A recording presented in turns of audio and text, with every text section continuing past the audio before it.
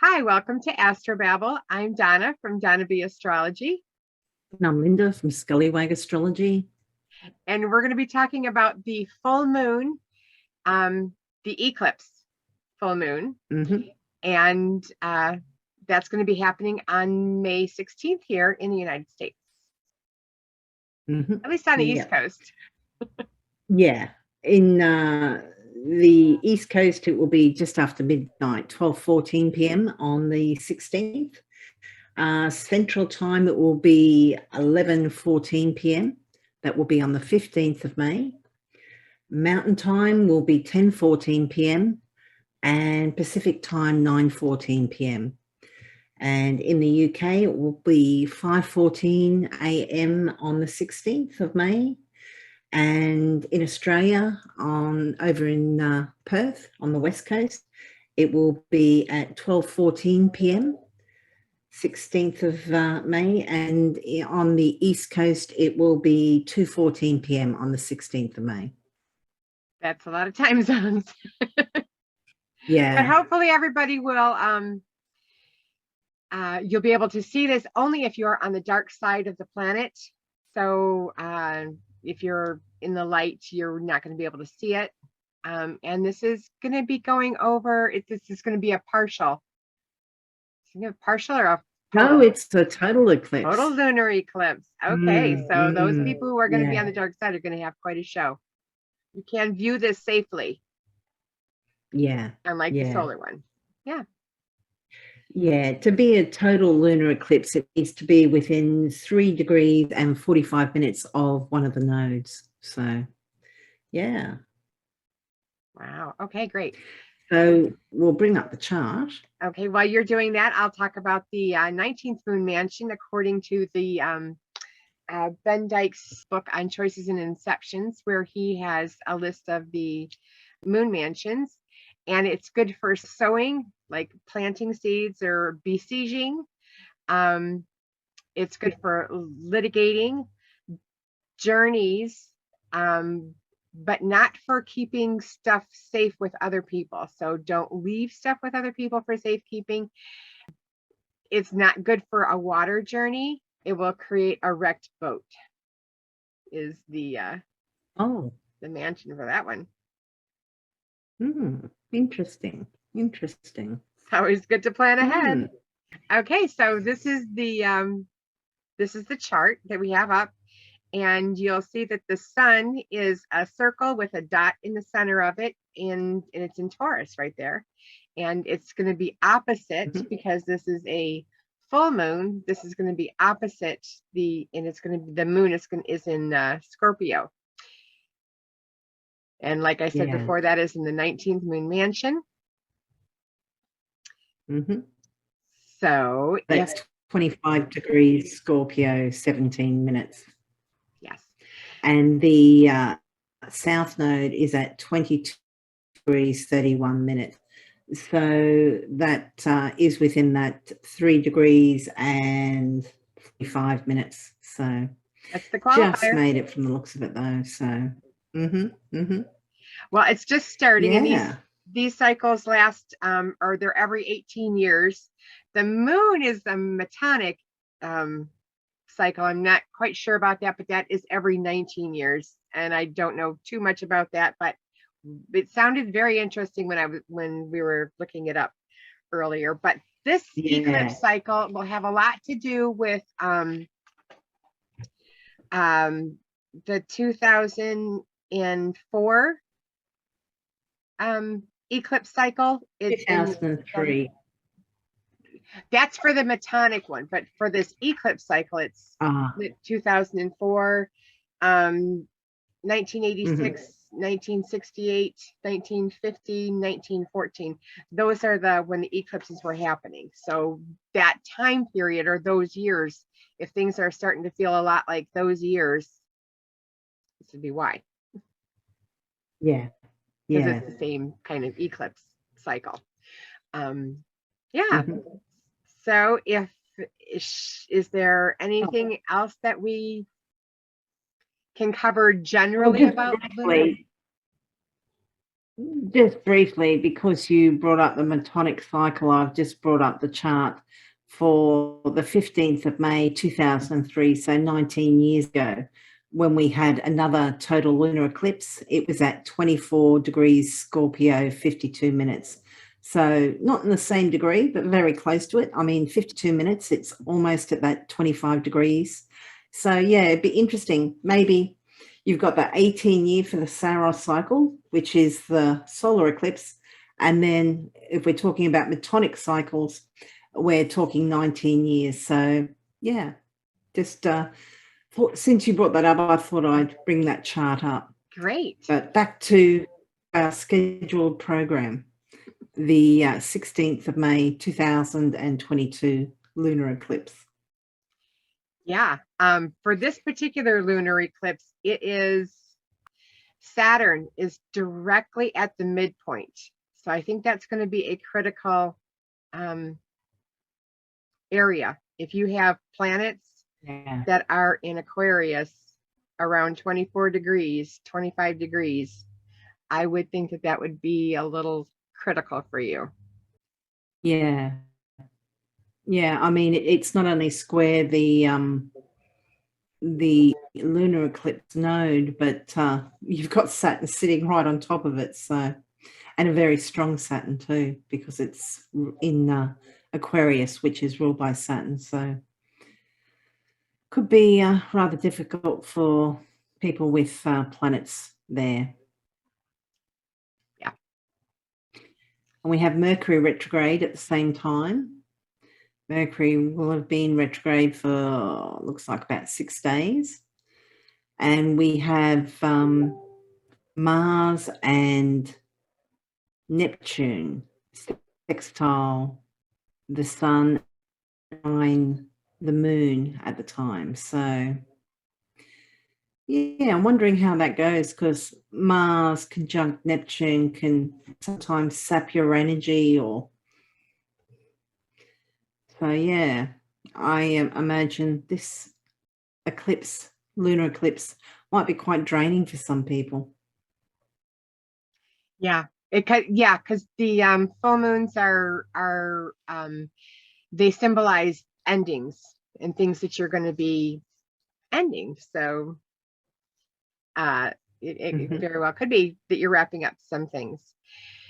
And if this is happening, if you are a Scorpio rising, this will be happening in your first house.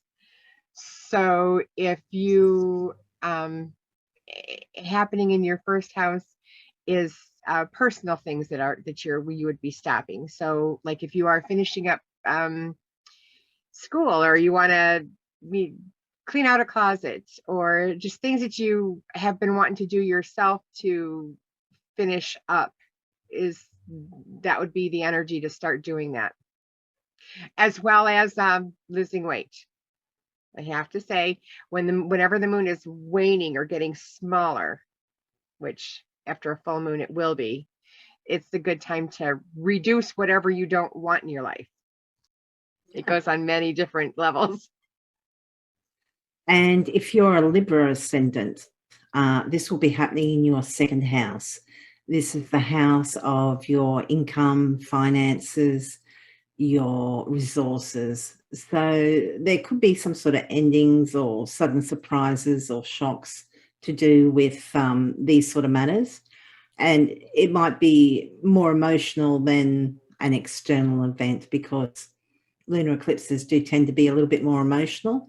So, you know, perhaps if spending has been out of control lately, maybe there will be a bit of a shock to the system. Maybe, you'll go too far. That sounds a little bit dire, but probably not. But I mean, your emotional reaction, there might be something regarding those topics, and there might be a kind of a turning point, or a turning point sort of thing.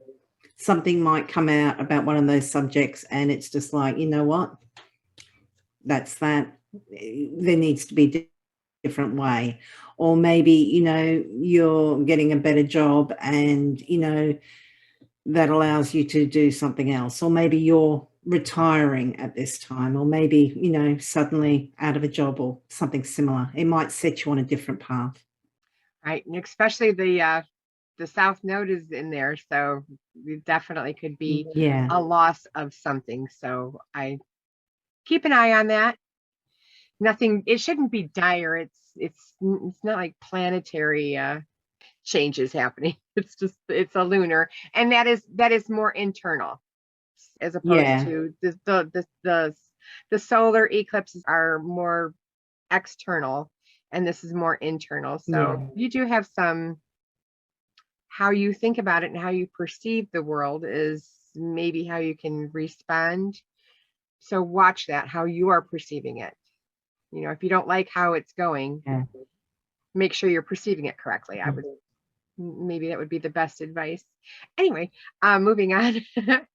if if you are a Virgo, this is going to be happening in your third house. So those things in your community that you are wanting to end or bring to, a final stages of an event, it would be something that you could be working on for sure for now, as full and moons are for endings. So if you, any kind of event, I would think it would work out Could, very well. could involve a sibling too, or it could be something happening to a sibling. Yes.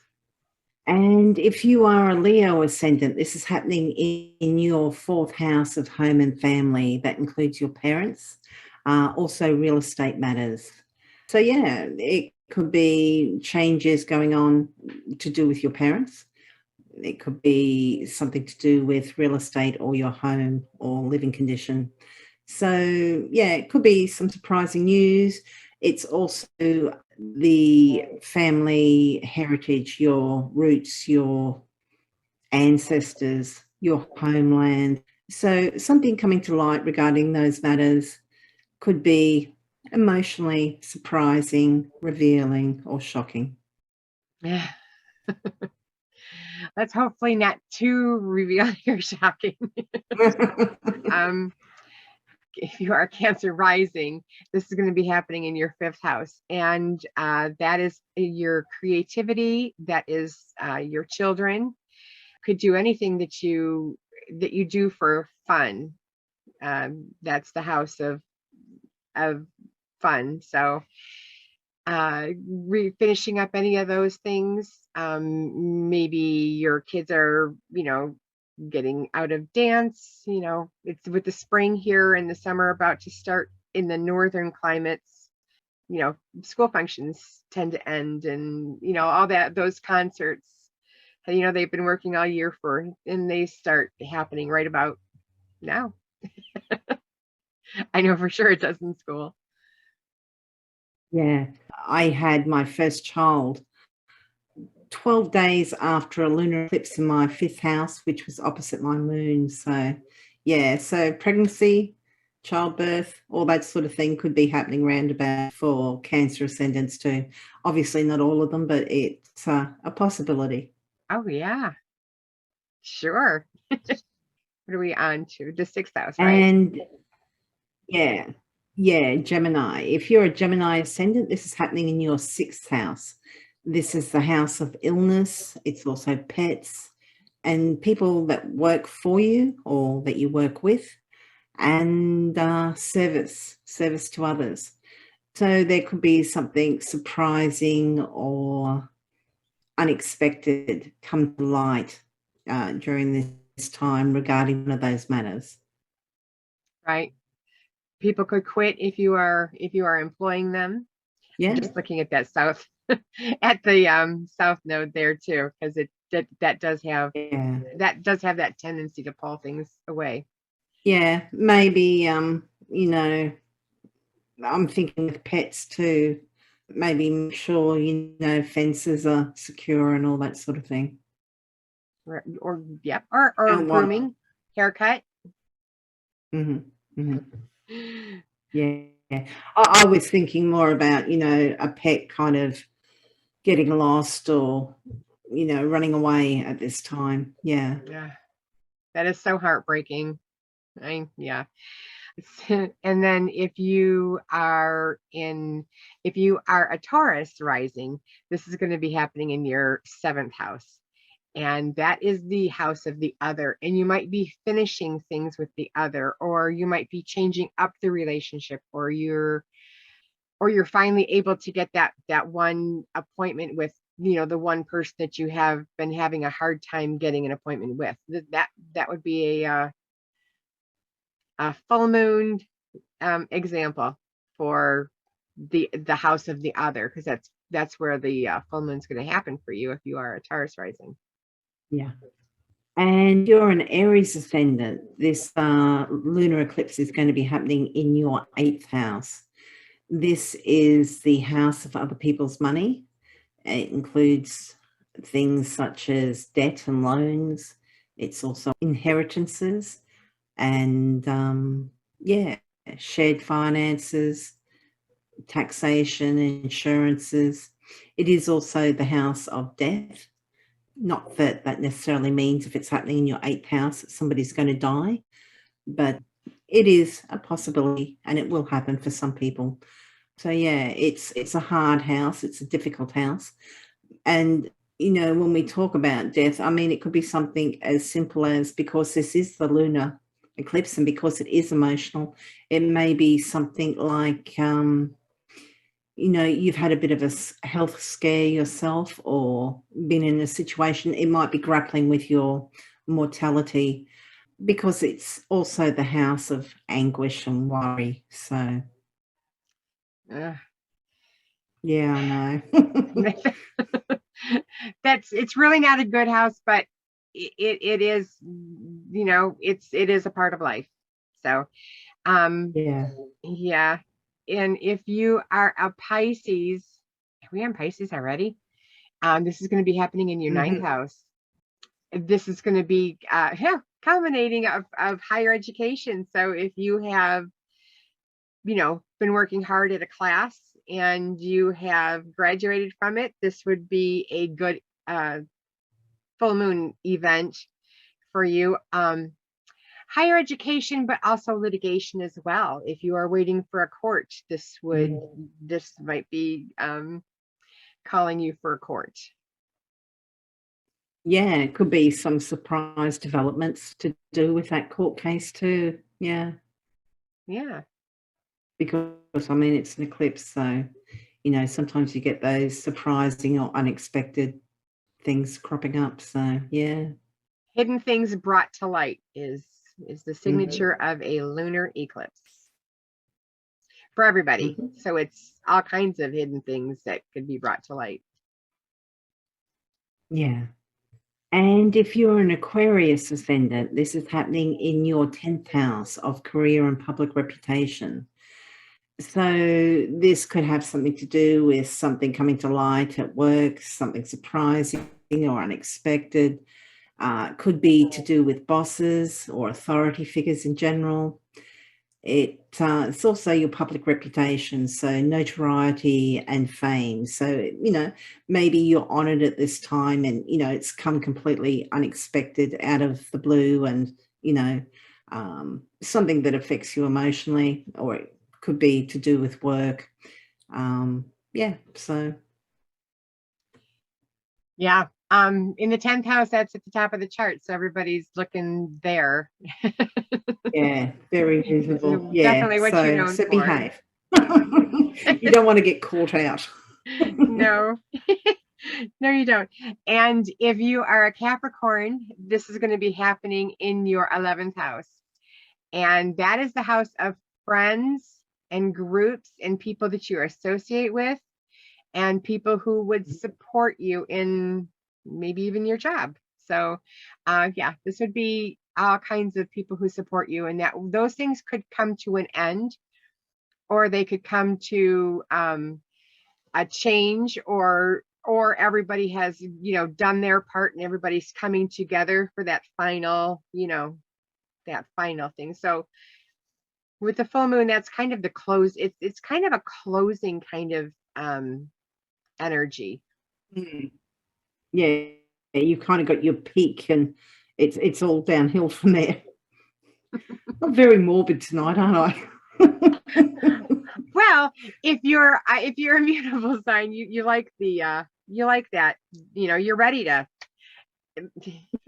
I know somebody Okay. who every when there's a party, it's like as soon as the party starts, they're ready to stop it. They're ready to start doing the cleanup. Oh. There are those people that are Oh. out there. Mm. Yeah. Anyways, yeah, so that will be the energy for the 11th house, is your groups and things like that coming to a close and end, or you're, deciding to get, people together and finally doing the thing you've been working for. Sounds good. And if you are a Sagittarius ascendant, this total lunar eclipse is going to be in your 12th house. So this is the house of our undoing. It's addictions and escapism. It's places of confinement like prisons or hospitals. It's rest retreat. It can be spiritual. So something surrounding those matters might come to light, or some unexpected event concerning those topics may be on the cards for you. Having said that, we've gone through the houses. With the eclipses, it does tend to be if you've got planets, natal planets or chart points that are very close to that eclipse degree. So that would be the fixed signs. So it would be 25 degrees. So say 23 to 27 degrees of Scorpio, Taurus, Leo and Aquarius are probably the most likely to feel the effects of this eclipse. Right. And in the 12th house, hidden enemies are a number, especially because of the eclipse, because the eclipse brings out things that are hidden. So hidden enemies are very good topic out there to be watchful of. Very interesting. Are you ready for the aspects? Well, I thought you were going to do your stone next. Stone, that'd be great. Okay. I want to talk about sodalite. This is a blue stone. It's blue and it has these white lines in it. And those are, that's white calcite is what that is. And okay, so this has, and it works with the third eye. So the third eye is right here. It helps with intuition. It has a Mohs hardness of 5.5 to a 6. It is a caloric sodium aluminum silicate. That's the makeup of it. And like I said, it helps with intuition. And it is found in Brazil, Canada, Namibia, India, and the USA. I think it grows in masses. I have seen pictures of this where they like literally cut out like the side of a hill and they're standing in a whole slab of this stuff. I mean, it's just like huge masses. Oh, okay. When you were saying, like you were talking about the Mohs hardness, how far does that go up to? Like, what's the scale go up to? Say 10 or? Yeah, it goes from 0 to 10. So talc would be like something that you could scratch easily with your fingers, and a diamond is like a 10. Oh, okay, cool. So it's how hard it is, and you do it with like a steel nail. Like if it's a stainless steel nail that you can scratch it, because the nail is what that hardness is. So anything that's softer will scratch or not scratch it. Yeah. Oh, interesting. And that's one way of testing for Mohs hardness. There are the devices that actually poke into the stone to tell you how hard it is. They do have things like that, but those are more scientific and I'm sure more expensive than a nail. like a steel nail, not my fingernail, like a steel nail. Yeah. Yeah. So yeah, this is a great crystal and stone to have for intuition. If you're trying to just get hunches, this is the stone, because it'll help you weed out whether it's a hunch or it's a really good hunch. Okay. It's called sodalite, and it's pretty much spelled just like it sounds, sodalite. So And you'll be writing an article about I that? will be writing an article, and it'll be posted. Excellent. And we'll put the link in the description. Yes, it will be in the description. Thank you. You have Oh, been you're doing a welcome. great job. Speaking of all that tech stuff, you have been doing a great job on this web stuff and all of Thank the you. postings that you are doing. It's wonderful. So you're ready for the aspects? I am. So we have the first one on the 18th, which is Mars and Neptune. Did you want to start talking about it first? Well, yeah, Mars is energy, it's drive, ambition, it's anger, it's just moving forward. And then you've got that Neptune, which is, it's, very nebulous. It's very, if you look at Neptune, or if you see photos of Neptune, there's all clouds and that around it. So it's very similar with the planet. It's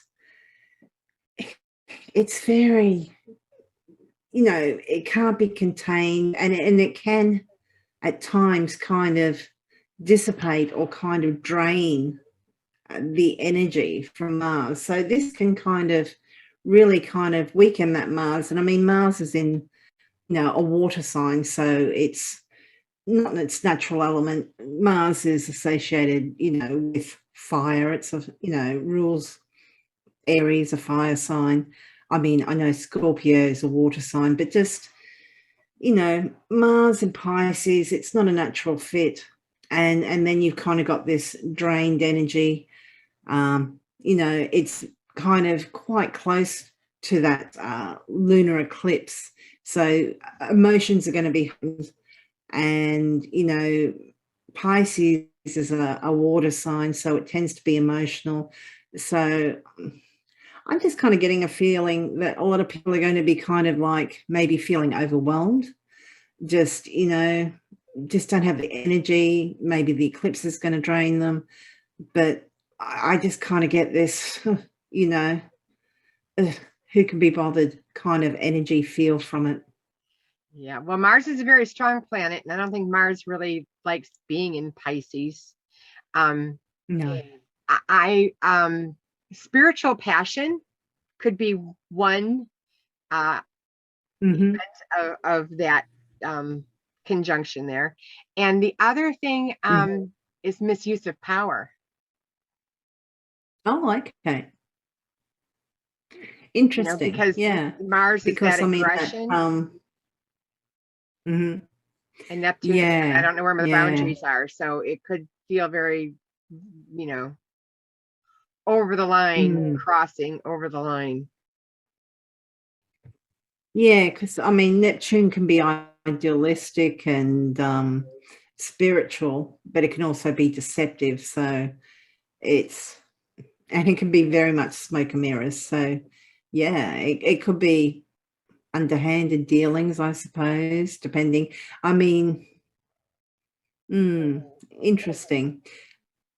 It looks like around about the time that it does have that exact aspect, that the moon's going to be squaring it too. So that's interesting.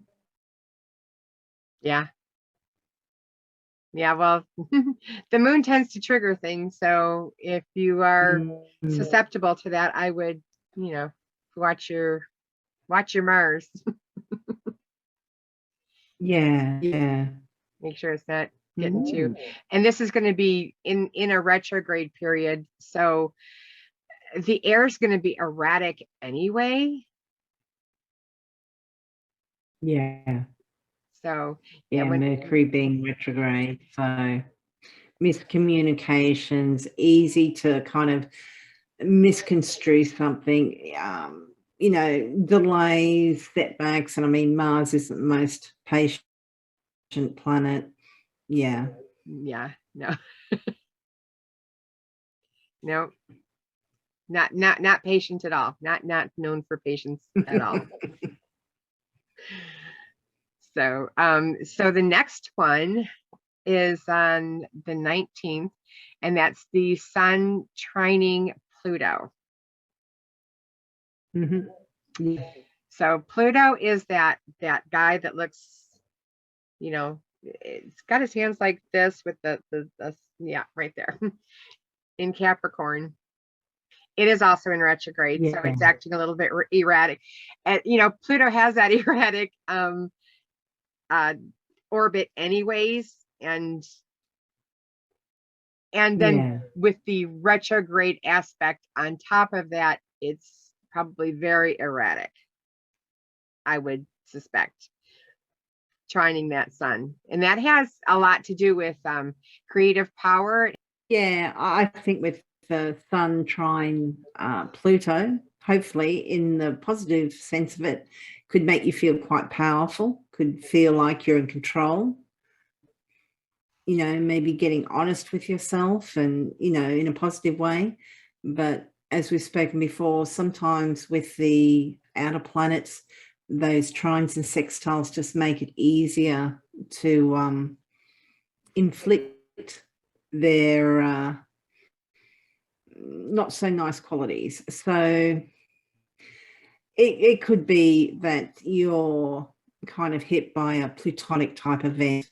It could be, yeah, just feeling out of control and like, life's happening at you and, that sort of thing.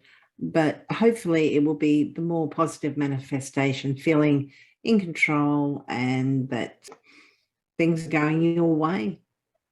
Intense enthusiasm Mm-hmm. for us, because that Sun is Yeah. vitality, and Pluto Yeah. is, intense, Mm-hmm. known for its intensity. Yeah. Intensifies. Yeah. Yeah. And then we also, the same day, have Mercury sextile Jupiter, which I believe we had this not that long ago, but because Mercury is retrograding, it's coming back and hitting these planets again, making these same aspects. But this time, Mercury's retrograde. So, we're going back over old ground. And because Mercury's retrograde, sometimes there's delays, setbacks, misunderstandings, there's breakdowns of machinery, all those sorts of things. So Mercury in Jupiter, perhaps, when we first had that aspect, maybe things seemed like really great, fantastic idea, but it was too big. That Jupiter expands, maybe it was too pie in the sky. This could be a time to going back to the drawing board and kind of saying, okay, well, we can't do that, but maybe we could do it this way. If we cut this down a little bit and refine and because Mercury is a great time to go back to the drawing board and redo, reanalyze, edit, reapply. So yeah, maybe some big ideas that we had a couple of weeks back are now being redefined a little bit. Yeah, that sounds a lot like what Mercury is going to be doing. And Mercury is going to be retrograde for what, 6 weeks? Just about? About 3 weeks. Oh, yeah. Just 3 weeks. Okay, good. Yeah. I must usually be about 21 thinking about days. the shadow period then. It seemed like an awful long time. Yeah, that shadow period does add up to it. So the shadow period actually starts today on the 26th of April, 27th of April. What is today? 27th. I think it's the 26th. Yeah. And I think, I'm not sure when it goes up to, but yeah, 6 weeks sounds about right for the, once you figure in that shadow period. Yeah, if you put the shadow period in, and I mean, you still got issues during that time, so it may as well be the whole period. Yeah, might as well. I think I started feeling the Mercury retrograde about a month ago, but that's just Yeah, me me. too. That's just me. Um, Yeah. I can't blame it on any of the planets. So on the 20th, we have the sun moves into Gemini, and that's Must gonna, be. the sun is pretty happy in Gemini. I think it gets along very well with Mercury because it'll be right with Mercury. Mhm. A lot of practical thinking, clear thinking for the, and whenever a planet moves into another sign, journal, journal, journal. I can't stress that enough. If you are interested in astrology, piques your interest in even the tiniest bit, when you notice that a planet is going to go and move into another sign, something really significant happens. Especially if it's on if it's on an angle that happens with your house, if it's being activated. I know when the planet, I don't know if I've said this before, but when a planet moved into my 10th house, when Venus moved into my 10th house, I won a logo. So Mhm. that's what helped me get Yeah. on my website. So yeah, it inspired me. So hopefully the sun will inspire you guys as well with moving into Gemini, because that means fast. Means Mm. things should Mm. be moving fast. Yeah. Yeah. And this means that the sun's moving from that fixed earth sign into a mutable air sign. So when it was in Taurus, it was a bit more, predictable, reliable, dependable, down to earth. And now it's kind of a much more, it's ruled by Mercury, and I want to say mercurial. So it's chatty and it's flirty and it's kind of a lot lighter and it's adaptable. Mutable signs are adaptable. So that's going to be happening, and it will be putting a focus for the next month on a different sign in your chart. So, for example, you're looking at the chart here. At the current time, it's got a Capricorn ascendant. So, for Capricorn ascendants, the sun will be moving from the 5th house of fun into the 6th house, which isn't so fun. So, depending where Gemini is in your chart, now there's going to be a focus for the next month because the sun's there for about a month. Yes. And okay, so and we're moving on to what is the next aspect we have? Is that the sun conjunct Mercury, which is pretty much the same thing with what we've Yeah. been saying. Free thinking, you have Yeah. you have that access of clear thought, as much as you can have with a retrograde Mercury, but it would give you more focused thought, I would think. Yeah. The sun and Mercury come together in two different conjunctions. One is the superior when Mercury is direct, and one is the inferior conjunction, which is when it's retrograde like this. So this is about halfway through the retrograde period. You might have some clarity of thought at this time. Probably not the best time to actually act on it, though, until after the retrograde period. But this is probably or possibly a time, particularly when it's within, say, 1 degree of the sun, when, great ideas perhaps, but kind of keep refining, keep looking, keep planning, keep this is not the time for action yet. This is the time for editing, refining, and making sure that it's when you do get to go, it's all set up for you. Yeah. So it's really that Cazimi mark is 15 minutes or 17 minutes, something like that. It's like literally Yeah, right on top of it.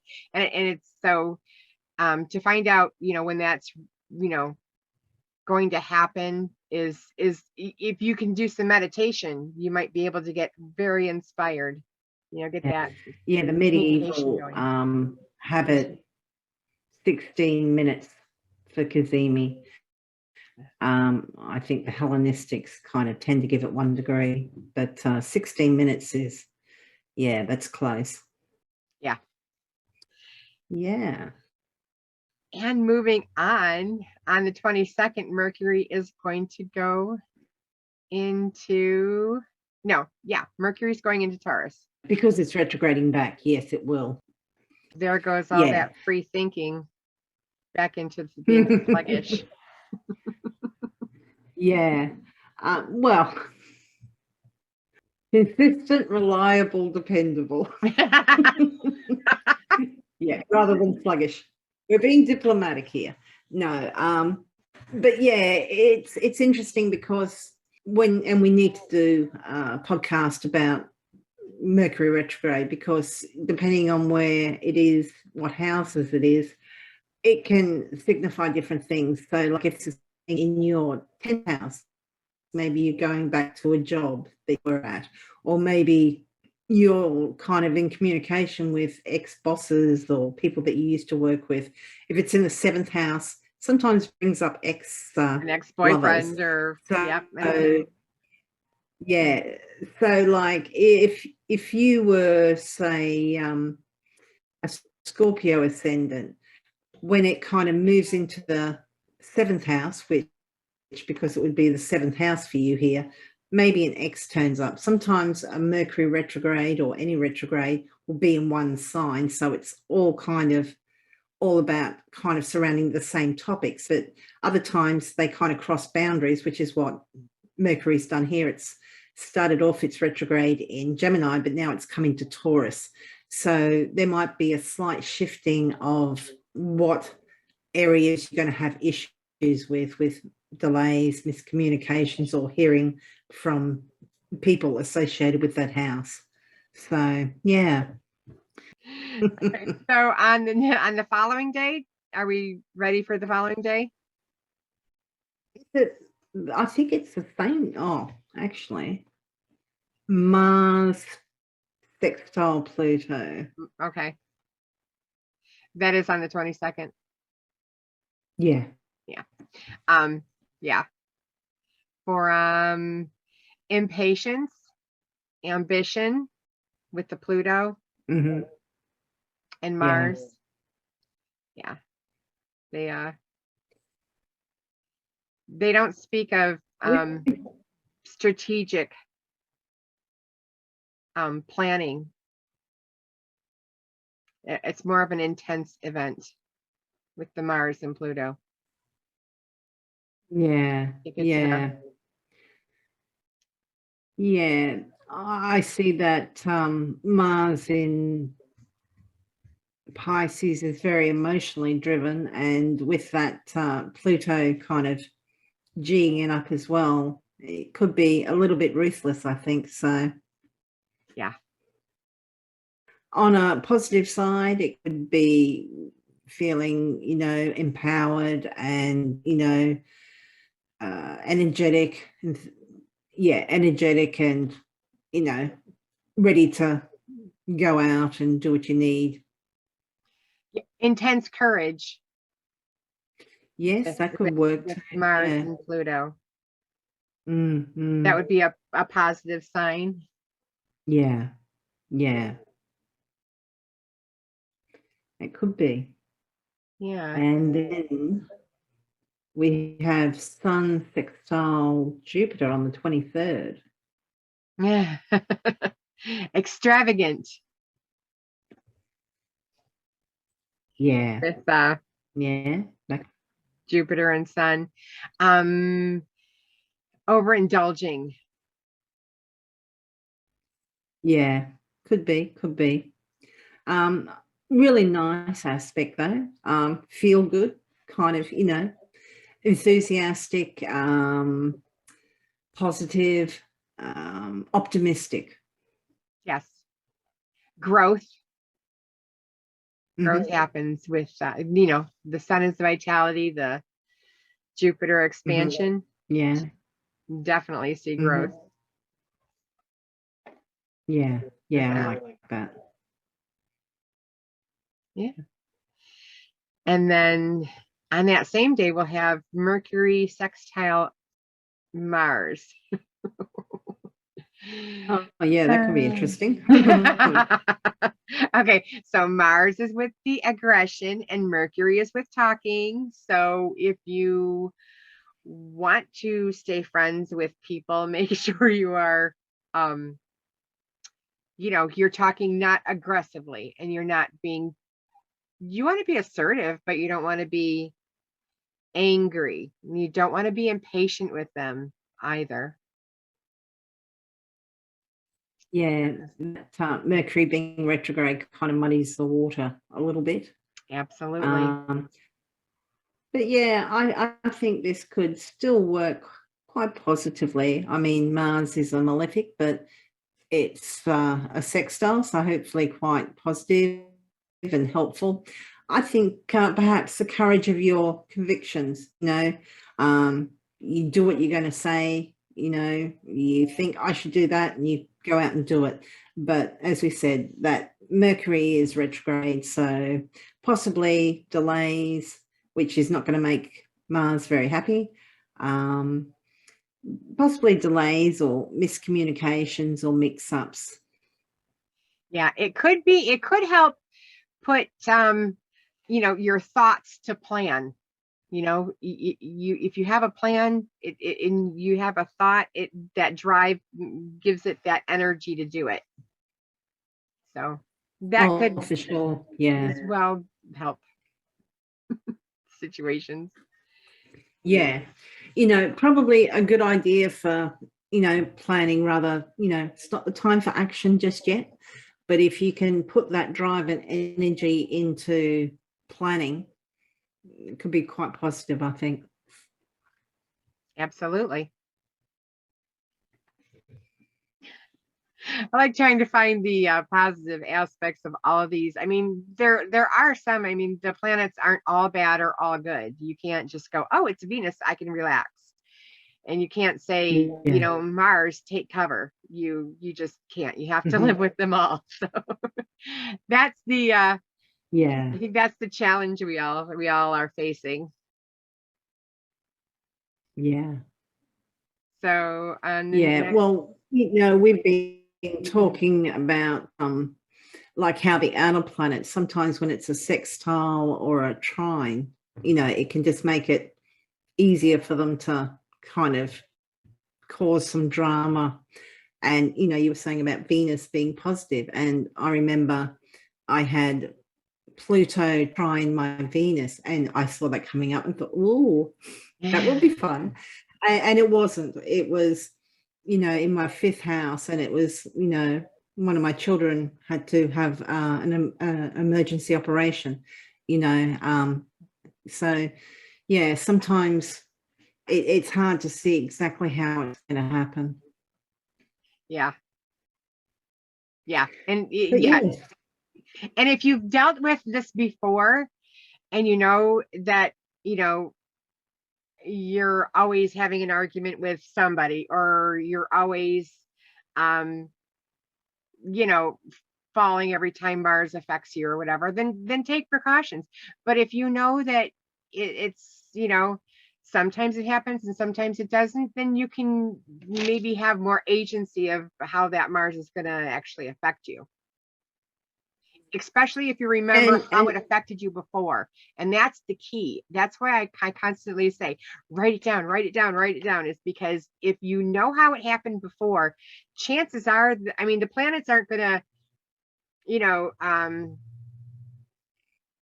be nice, and then all of a sudden treat you horribly. And they typically are that way throughout your life, unless you have like a triplicity light changing, or something that would change your life dramatically. But otherwise they pretty much act the same way. If you're prone to getting cut all the time, if you're prone to getting cut all the time, then chances are, if Mars comes around, put down the knife and let somebody else do the chopping. that type of thing. But yeah. I was thinking too, it does depend sometimes where those planets are, like what zodiac degree, because like I know that when my Mars gets activated, like, you know, sometimes like Jupiter, you know, Jupiter will move into a new sign, but because my Mars is at 0 degrees, you know, if it moves into a sign square to it, it just goes, you know, it just goes, lights that match up for me. But, and not necessarily in a good way.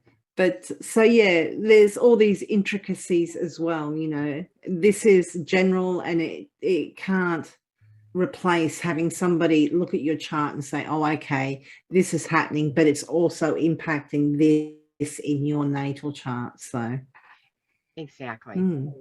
Exactly. And we still have free will. Yeah.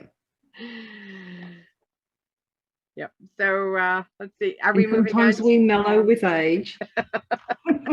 Yes, we're moving on. We can move on. What were we up to? We were up to, were we already at the We've just done Mercury and Mars, I believe. Mercury and Mars. Oh gosh. Then the 24th is Venus sextile Saturn. That can be a hard transit. It can be a little bit difficult. It's not as nice because you have a benefic matching up with a malefic.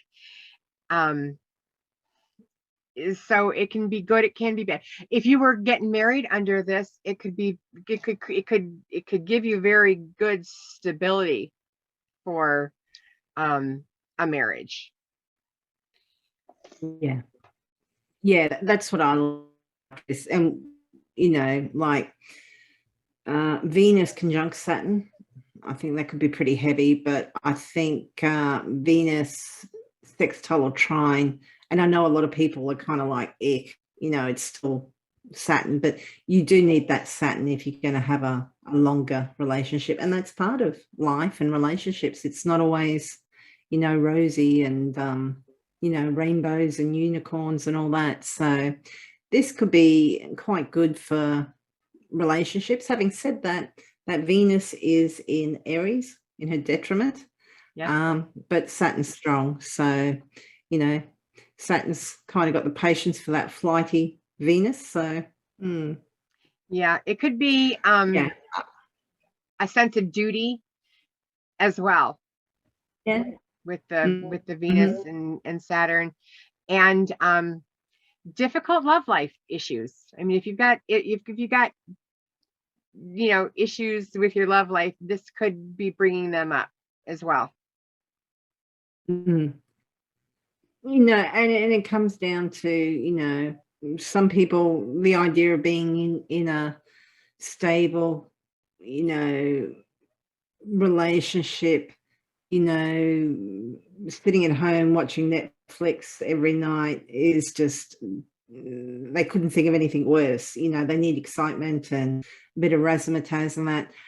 Whereas, you know, some of your fixed signs were probably like this. You know, I'm Venus and Taurus. You know, I see Venus making a sextile or a trine to Saturn. I go, oh, nice. And Saturn's not my favorite planet by any means, but with that, I kind of think, okay, that's some stability. Yeah. And the other aspect that we have today again is Mars is moving into Aries. So again, when a planet moves into a sign, journal, write it down, jot some. If you have a calendar, just, you know, jot just a couple of words just to refresh your memory of impatience. This is screams impatience. So if you have kids, if you're a teacher, this is going to scream impatience. And with Jupiter in that same sign, it's just bigger impatience. It's that being said, you've also got those starters. You've got those, you know, I have a little kid at home, so that's why I can speak easily of this. You know, if you have the kids and they're like afraid to go do something, like jump over a black hole. Just not like a real black hole, but like just something that would be bigger than what they would normally do. You get those Aries kids out there first, and then the other ones will follow once they see that it's just like really a big step, not just not a whole leap. It's just if you can inspire, and if you can get those Aries children, they want to be the lead anyways. They're cardinal signs. So yeah, that's my spiel. I do have an Aries granddaughter who's 8, so I've just been experiencing all that. Yeah. Yeah. Well, I mean, Aries is ruled by Mars, so this is one of the homes of Mars. So hopefully a little bit more productive, but they're enthusiastic and they get things done. They can be a little bit blunt at times. They can be a little bit, not always aware of how they're affecting others. But yeah, it can be enthusiastic, and that with it so close to Jupiter, yeah, that could be a little bit of a concern. I believe that's going to, is that going to come up? Yeah, that's going to come up on the 29th. Yeah, but that could be, yeah, well, we'll get to that when we get to that. See, I'm an Aries, I'm trying to jump ahead, so yeah. I do have a lot of Aries in my life. Okay, so moving on, we have Mercury trining Pluto. Ooh. Yeah, That's crafty energy. It's also persuasive energy. Yeah, it could be. Mercury is still retrograde, so could be interesting. But yeah, intense, transformative thinking. Good for thinking, not action as yet. Don't be afraid to kind of, that initial idea might need some refining yet, but good for powerful, in-depth, perhaps transformative thinking. I like it. For some reason, I like that energy. Anyway, moving on. We have, this is not very good. Well, it could be. We have free will. We can, this is Venus squaring Pluto. This can be a difficult transit for people who are, gosh, intense love. It could be intense jealousy too. I mean, this is, yeah, I look at this and I see intense jealousy, and that Venus in Aries, she's pretty feisty. She wants to be number one, she or he, depending on your chart, but I'm calling her she because Venus is a feminine planet. But yeah, intense jealousy, could be a lot of friction, used positively. If you like that, that would go really well. It might make making up much more exciting later. But yeah, this could be, I think, jealousy issues of surrounding things like desirability or lovability or affection, that sort of thing could be perhaps called into, you might be obsessing over things. Yeah, this is obsessive, jealous. Yeah. It could also be, and this is a danger part for, especially what you were talking about earlier, is jealousy and all that. Sexually leveling up is a, with Venus square Pluto. If you're leveling up, make sure it's what you want to do. Make sure that's the energy that's in there. Because with the Mars, You just want to keep an eye Yeah, on all that that. Mars is going to be very close Make to sure you know where your Jupiter at that boundaries time. are. Mm, Yep. yeah.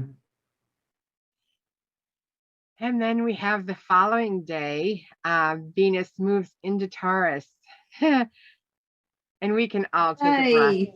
We can take a breath. This is her sign. She's in her strength here. She's at home here. She has all of the tools that she needs to get what she wants to get accomplished. So Yeah.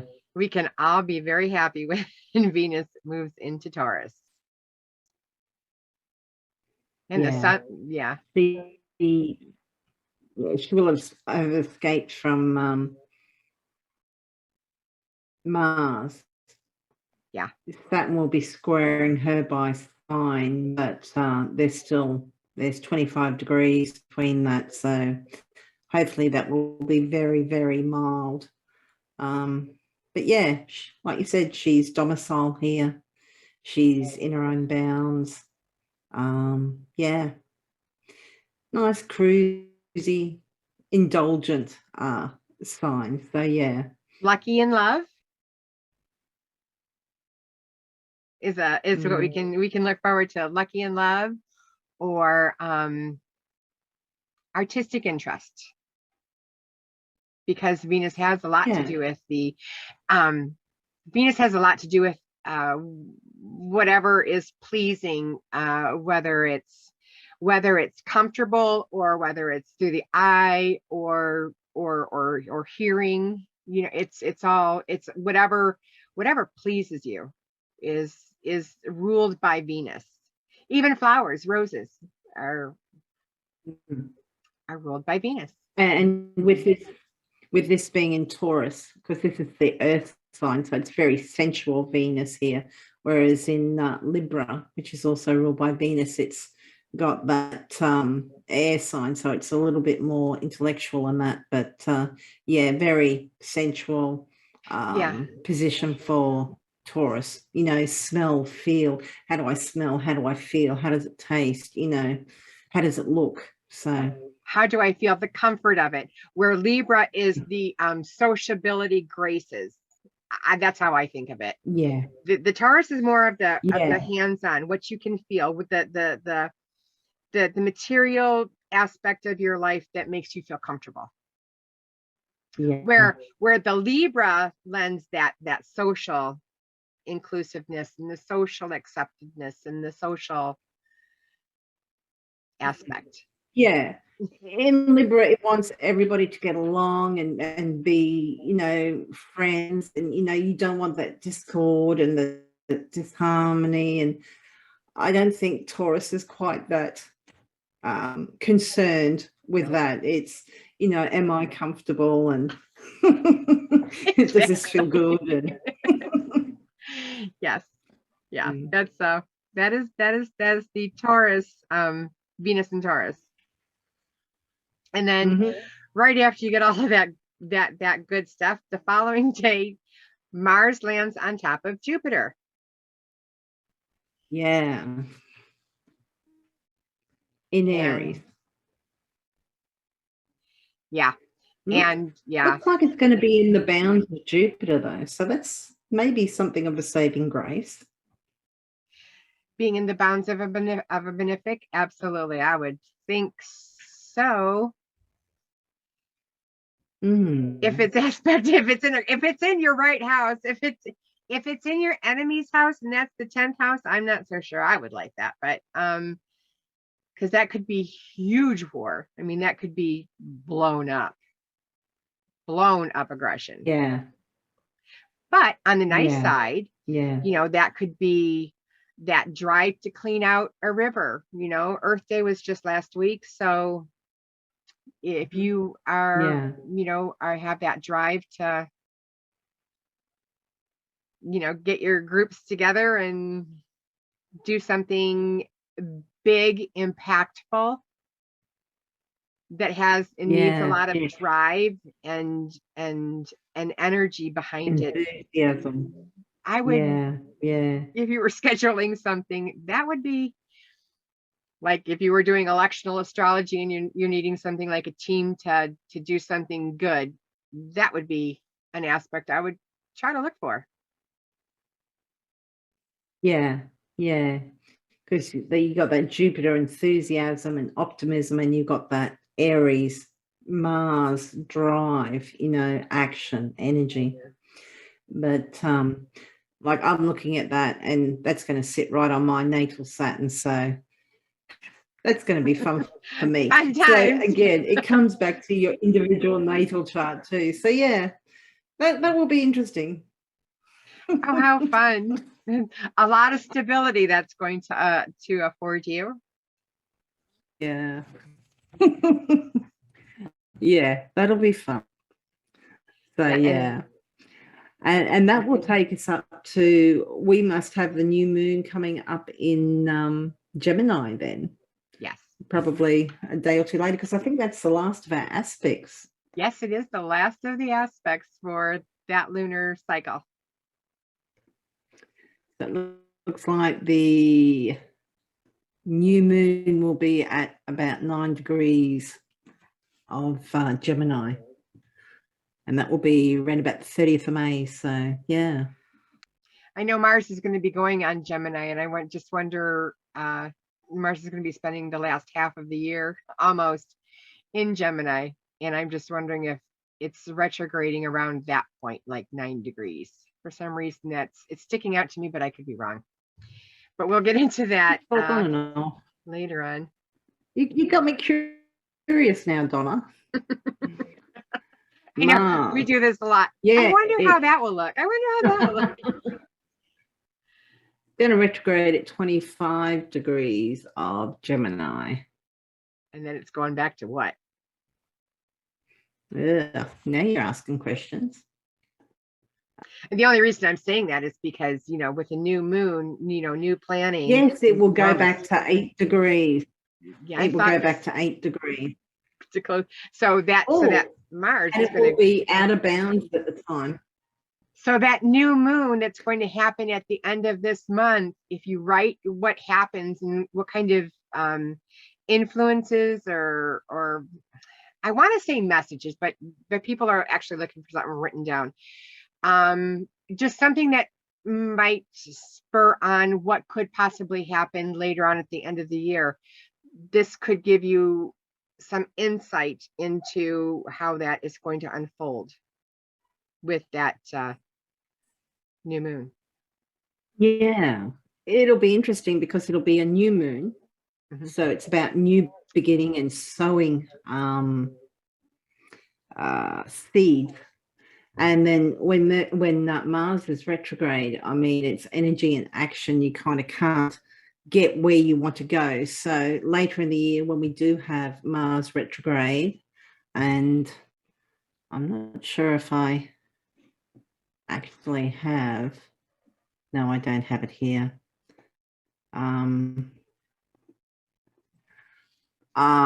When Mars does retrograde, those seeds that you planted at that May 30th new moon might be frustrated, and it might go on for like 6 months.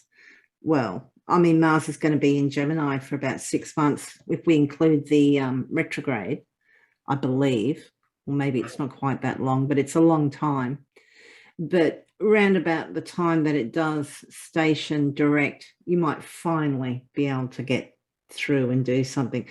But Mars is going to be out of bounds at that time, which kind of gives it that maverick kind of, how would you put it, maverick, but kind of,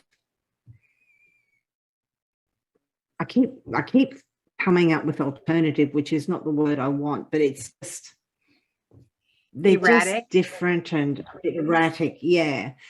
So it might take a change of thinking or a change of action, or kind of looking at it from a totally new angle, perhaps. So yeah. So when you're saying that it's erratic because it's in the pink, I know it's I know how you have anyways, what that looks like, and I can do a really quick demonstration. If this is the Earth And this is the Oh, actually, Donna, just hold on a second. I'll stop the share so we can see.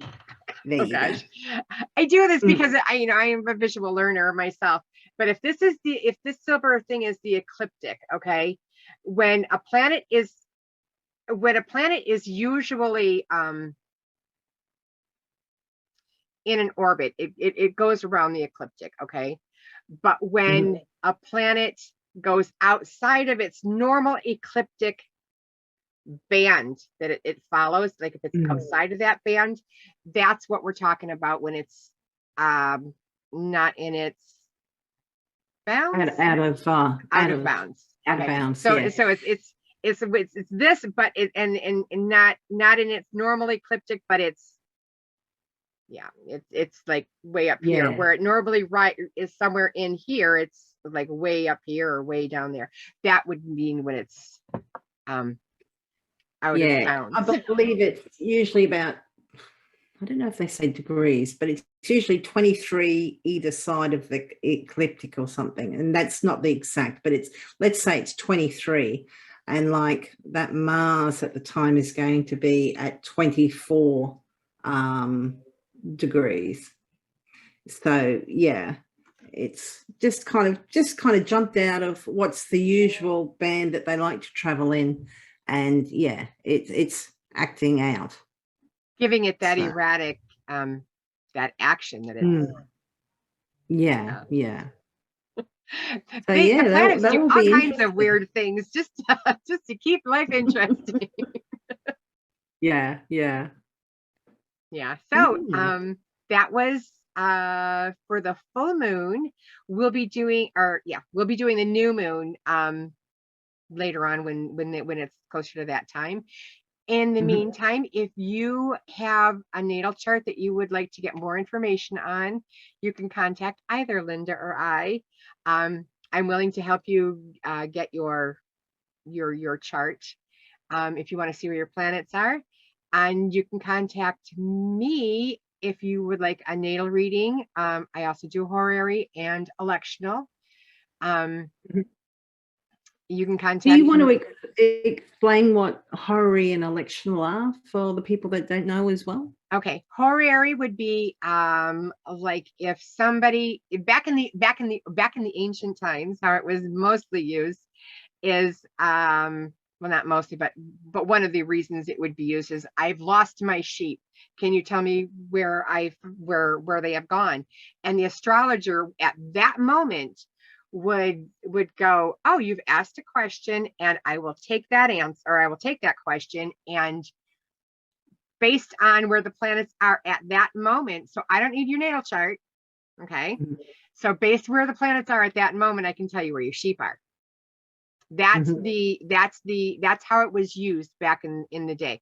For electional astrology, it's would be used if I want to get married and I don't want any of the malefic planets taking part in the festivities. What would be a good day to do that? So that would be an electional. Or another electional is I want to start a business, or I want to launch a website. You would use an electional chart to see, because based on how that electional chart, the ingredients that you put into it by turning it and making a fixed sign on the ascendant will give you a longer event. Baghdad was elected to when they were going to start putting the first stone. So that's how long it's been used. In fact, it's still standing. So yeah, that's how electional would be used. So if you are interested in a natal chart, I can help you find out where your natal chart is. If you'd like a reading, I can also do that as well. And Linda, how can people get a hold of you? I'm at Scullywag Astrology. That's astrology.scullywag.com. I'm also on Instagram and Facebook and Twitter. If you want your natal chart, if you sign up for my newsletter, I have a thing that you can get a free natal chart. I send it out to you. Actually, I'm just going to show this here because when I brought this up just before, I noticed that I brought up the beginner chart. Well, now it's going to make me a liar. Where is it? Oh, there it is. And this is what I send people. It kind of helps so that you've got the name of the signs and what a legend for what all the glyphs mean, all the little symbols. And yeah, you'll be able to tell over here if one of these is pink, you've got an out of bounds planet. So, and just your aspects. But I've got this set for transits, so that's a little bit different for natal, because you'd have more things in there. But yeah, so if you want that, you can do that. Or there's a natal chart generator. You can go in and put in your details and it will spit it out and tell you what your ascendant is and all your other planets. So that's on the website. I think it's under the horoscopes tab. But yeah, I'm doing natal chart readings. I'm doing relationship readings and year ahead readings. So yeah, you can find those details on the website as well. And all they would need is their birth time and their birthplace, right? Yeah, yeah. Great. If you don't have your birth time, you can still use the natal chart generator. There's an option to put don't know the time. But if you don't know your time of birth, you can't be sure where the moon is and you can't be sure of the houses or your ascendant. So, But it gives you an yeah. idea of what planets were there. Like the planets, Yeah. when they're together, they do have a certain signature. So you can get a lot of stuff, read, just not the houses. Yeah. And I mean, if you don't know your time of birth, I mean, there's still other techniques you can use that look at, like secondary progressions. It's not going to give you as much detail, and we can look at transits to it. But yeah, having that time of birth just makes such a difference. We can see what house it's going to be in, and yeah, and use all sorts of other techniques. That's great. Mm-hmm. So if you found any value in this episode, please hit like and share. Mm-hmm. And Or subscribe. Yes. And subscribe. And thank you very much. Mm-hmm. Bye. Yes. Thank you. Bye.